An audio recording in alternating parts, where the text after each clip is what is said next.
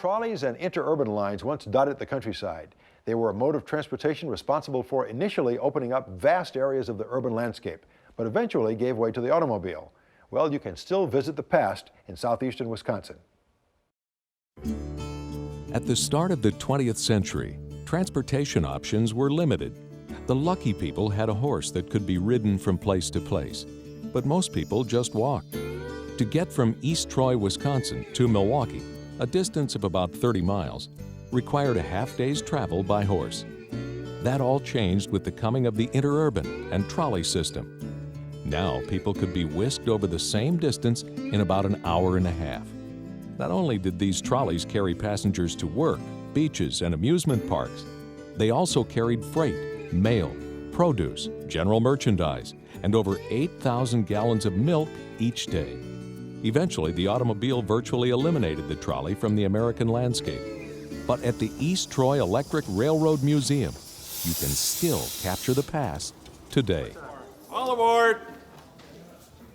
Whether you come here for nostalgia or curiosity, the sounds and motion of the old days are very much alive. It all started almost 100 years ago, back in 1907.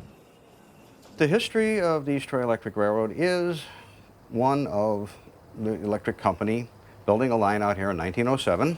It started out, as most interurban lines did in the turn of the century, as a passenger operation. Later on, it evolved into a freight carrier. And now, of course, it is a tourist operation, carrying passengers mostly. While you might think that the link to regular trolley travel has been broken, a group thought that this line was too important a piece of the past to be ignored. The line was preserved in 1939 by the village of East Troy, which purchased it from the electric company, making it the first municipally owned railroad in the United States. And in 1972, museum operations started on the line.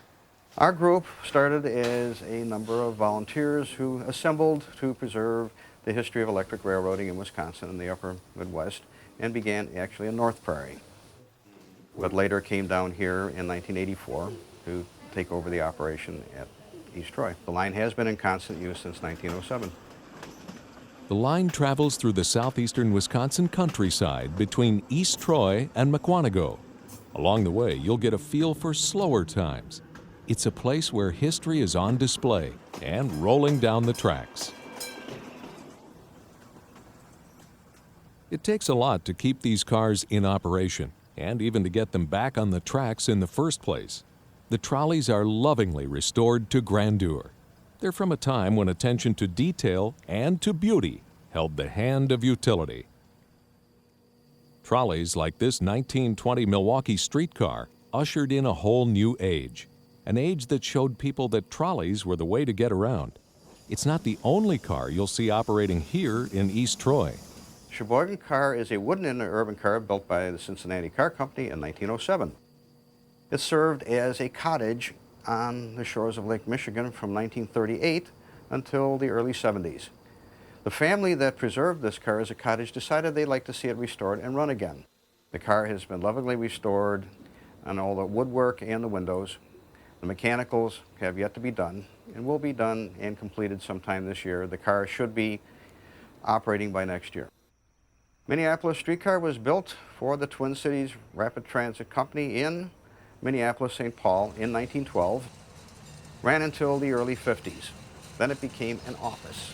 Our group acquired it in the 1980s, restored it, and now it is our Jolly Trolley, and a favorite of a lot of the passengers.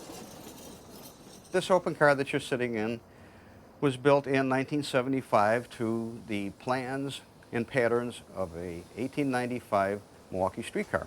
Open cars didn't last very long in Milwaukee. As you know, the climate is not too conducive to running something like this all year round, so all the open cars disappeared.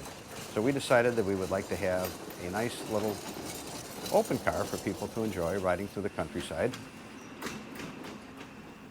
Chicago elevated cars were built in 1924 by the Cincinnati Car Company and ran in Chicago until 1973.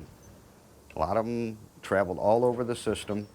And people who come up to visit us say, oh, they recognize them because they are from Chicago and they see something that was familiar to them.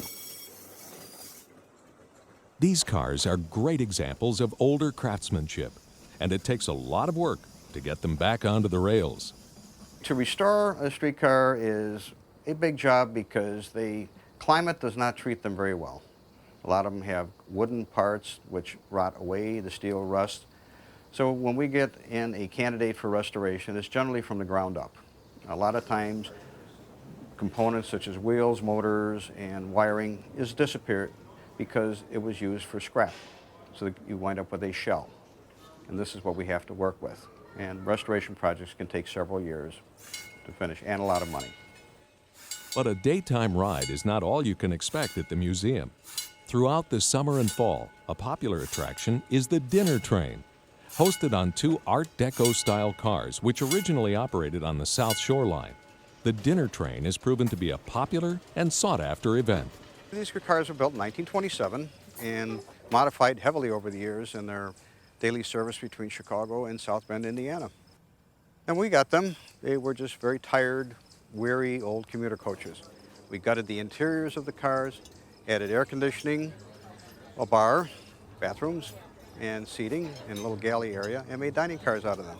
Our train service is all by reservation in advance, and meals are catered, brought in from the outside. We don't do any cooking on site. The wait staff prepares each plate and brings it out, a plated dinner out to each of our guests. And when you come to the end of your ride, you'll find that the past is still alive here in southeastern Wisconsin.